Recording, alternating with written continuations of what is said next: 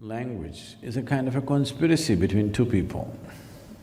When we speak in English, some who do not understand English language, they're sitting like this because they're left out of the conspiracy. Suddenly I speak in Tamil, all the Tamil people start laughing, English people, they're left out of the conspiracy because it is a conspiracy, it's a widespread conspiracy, so you don't think on those terms.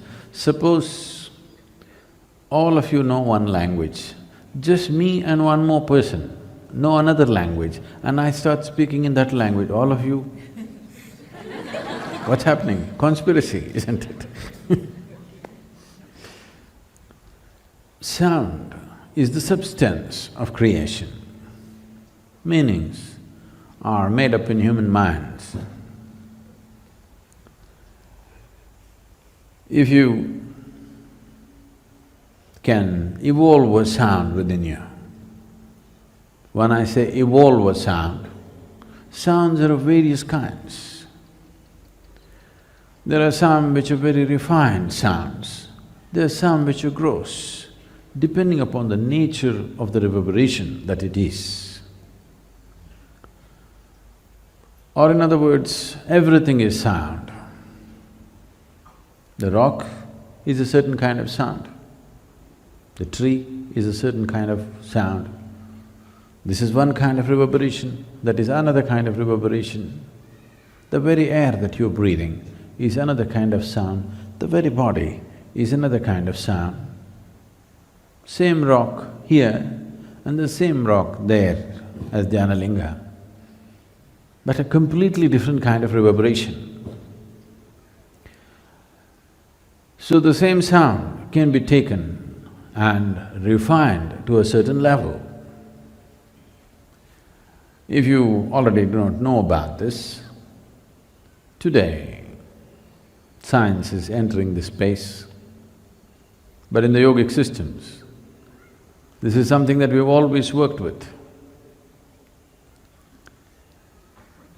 Today, modern science is talking about how both sound and light are reverberations. If you multiply something like 100 decibel sound, if you double it 40 times over in hertz, you would arrive at a place where mathematically it's become light. But this is something that we've always done within ourselves. If you take a sound and incubate it within you, you can incubate the sound with a refined reverberation of your consciousness. The body is one kind of reverberation, thought is another kind of reverberation, emotion another kind of reverberation, consciousness a completely different kind of reverberation. What we refer to as consciousness is the most refined reverberation. What is beyond that? We say Shiva, that means that which is not. Because its reverberation is such that you cannot even know it is there. It is utter stillness, but there is a reverberation in that also. Now, if you take a sound into you and if you can incubate it in your consciousness, this sound can slowly be transformed into light. In a sense, at least the calendar artists know this thing, somehow nobody else. Somebody is sitting, Om Namah Shivaya, you'll see immediately calendar artist will put light.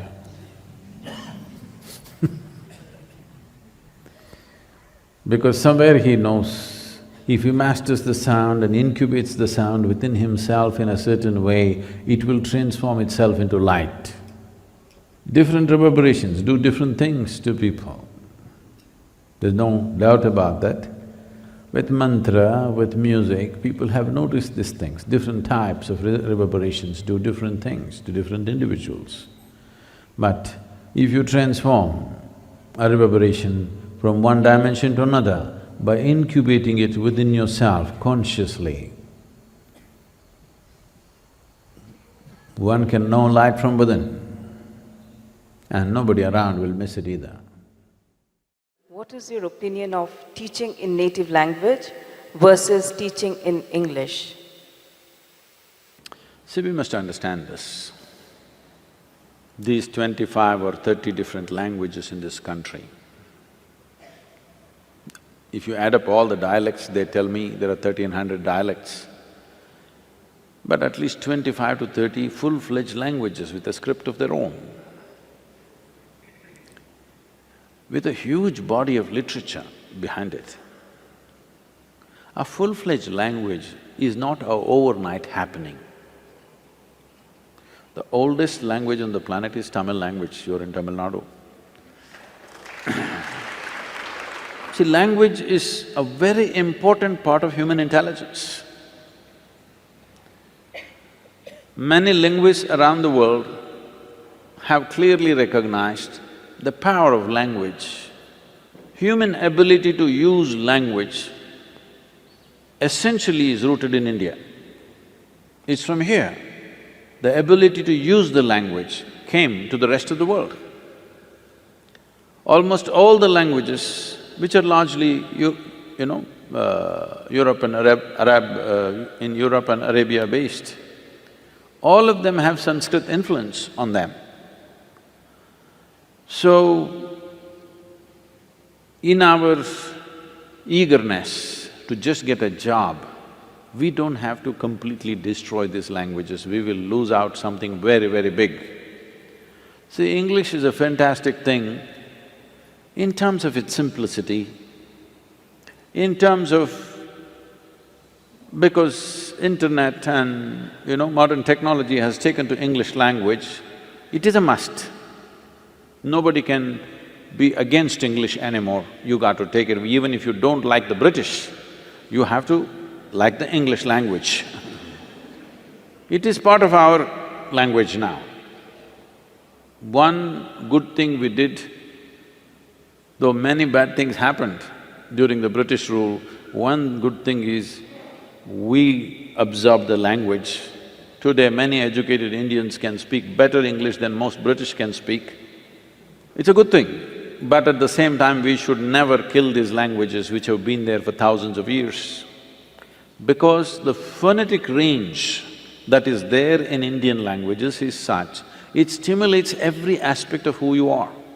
English language has a very narrow phonetic range. So this ability to use sounds to stimulate and trigger one's intelligence and energy within ourselves is something that we should not give up. Every child must know one more language other than English, whatever that is, because anyway our states are divided on linguistic basis, so in that state, whatever the language is, they must know. In our over-enthusiasm for employment-oriented education, I know many schools are completely destroying the local languages. This should not happen. Local language must be there, it must be a part of you. At least people should know how to speak and read. If not, you don't know how to write great literature, at least you must know how to read and speak one more language other than English language. Our education policy has taken that into consideration. It is the responsibility of every school to ensure that happens. And I feel the easier way to do it is maybe they're studying science, they're in an English medium, they're largely studying English language. But you could make some plays, some theatre, some art, something in local languages so that people use that as a social thing, use that as an entertainment where there's a natural interest in how to express themselves in that language. It is a must. We should not kill these languages because it's taken thousands of years to create it. This is our national pride, that we have the maximum number of languages. If we had to create this many languages, see, we must understand this. For example, let's say Tamil Nadu and Karnataka, Tamil Nadu and Andhra Pradesh, Tamil Nadu and Kerala. There are no geographical separation. There are no oceans between these states. There are no mountain ranges clearly demarcating and separating the populations for a long time. But though they lived here for thousands of years, they kept their language, these people kept their language. It's so beautiful. When they went to trade and transact, they learned the other language, but they always kept their language. But today, the new generations are losing their language so rapidly. It's very important, all of you, at least in your homes with your children and wherever possible, there must be a certain amount of time where we must use the local language. It's very important. We will regret this deeply after a couple of generations if we don't take care of it now. Because you can't bring back a language. You can kill it, but you can't breathe life into it, it's very difficult.